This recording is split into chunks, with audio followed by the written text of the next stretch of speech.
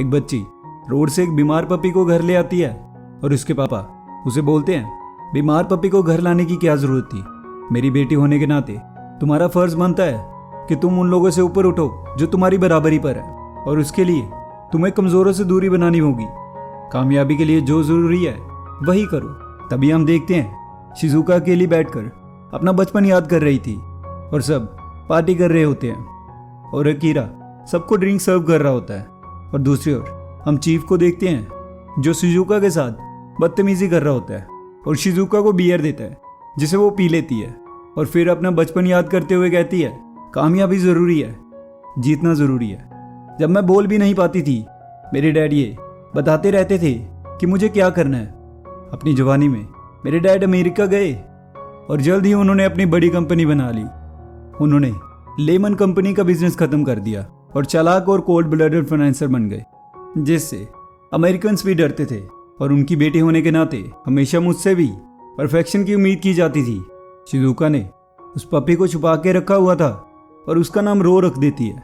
जब वो बीमार होता है तो उसके लिए वो बुक से पढ़कर उस पपी का इलाज करती है। फिर शिजुका अपने पापा से कहती है कि उसे डॉक्टर बनना है, जिसके जवाब में उसके पापा कहते हैं, डॉक्टर ये सब लोग हमारी देखभाल के लिए होते हैं, और वो पपी जो तुमने छुपा के रखा था मैंने ह्यूमेन सोसाइटी से कह दिया था और वो उसे ले गए हैं। तुम्हें इस घर में शान और शौकत से रहने को मिल रहा है, तो मेरा कहना मानो और चुप रहो। नेक्स्ट सीन में हम देखते हैं कि चीफ अकीरा पर गुस्सा करता है और कहता है, काम पूरा करने के लिए तुम्हें कल और वीकेंड पर भी काम करना पड़ेगा। अकीरा बोलता है, लेकिन आपने वादा किया था कि मुझे आज तक ही काम करना है।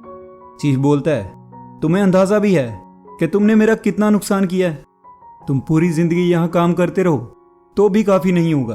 फिर थोड़ी देर बाद चीफ अकीरा से कहता है कि मुझे तुम पर भरोसा है, इसलिए सख्ती से पेश आता हूँ। मैं चाहता हूँ कि तुम इधर ही रुको। आखिर क्या बचा है कि तुम वापिस जाना चाहते हो? आज़ादी में रहना मुश्किल है। तुम्हें क्या खाना है, कहाँ सोना है, सारी जिंदगी यही सोचते हुए निकल जाती है। अकीरा, मैं नहीं चाहता कि तुम्हारी जिंदगी इसी तरह खत्म हो, इसलिए मैं तुम्हें बताऊंगा कि क्या करना है, बस मेरी बात मानो। तभी वहां शिजुका आती है और कहती है, जैसे कि 2 दिन हो चुके हैं और वादे के मुताबिक हम लोग इस जगह को छोड़ रहे हैं। और अकीरा बोलता है, मैंने कुछ सोचा है कि मैं यहीं रुकूंगा और चीफ के लिए मन लगा के काम करता रहूंगा।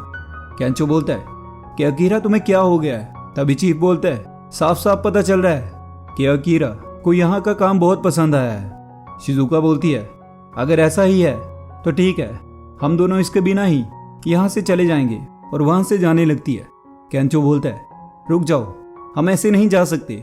शिजुका बोलती है, लेकिन क्यों नहीं?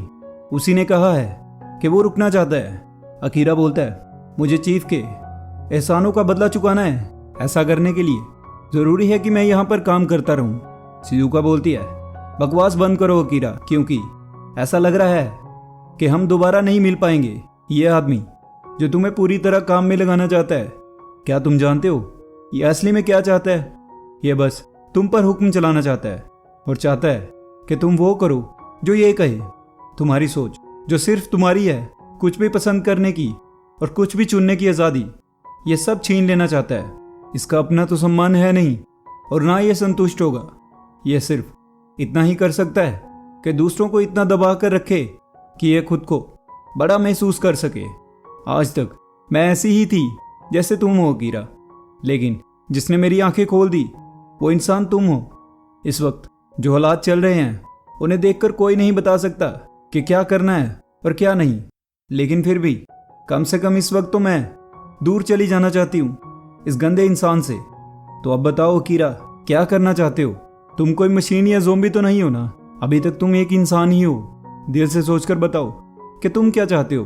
तभी अकीरा कहता है, सुनो चीफ, आपने मेरा ध्यान रखा, इसके लिए मैं आपका तहे दिल से शुक्रिया अदा करता हूँ, लेकिन अब से हमारे रास्ते बिल्कुल अलग हैं। मैं आपके साथ काम नहीं करूँगा और साथ ही मैं आपको दोबारा देखना नहीं चाहता। चीफ बोलता है, इसका मतलब तुम एहसान फरामोश हो, तुम बाद में बहुत पछताओगे जब ज़ोंबीज तुम्हें खा जाएंगे। अकीरा कहता है, अगर ऐसा कुछ हुआ तो भी ठीक है, अपनी मर्जी का एक भी काम ना कर पाने और ज़ोंबीज की तरह काम करने से तो अच्छा ही है ना। तभी सप्लाई ट्रक आता है और उनके साथ ज़ॉम्बीज भी अंदर आ जाते हैं जो सब पर हमला कर देते हैं।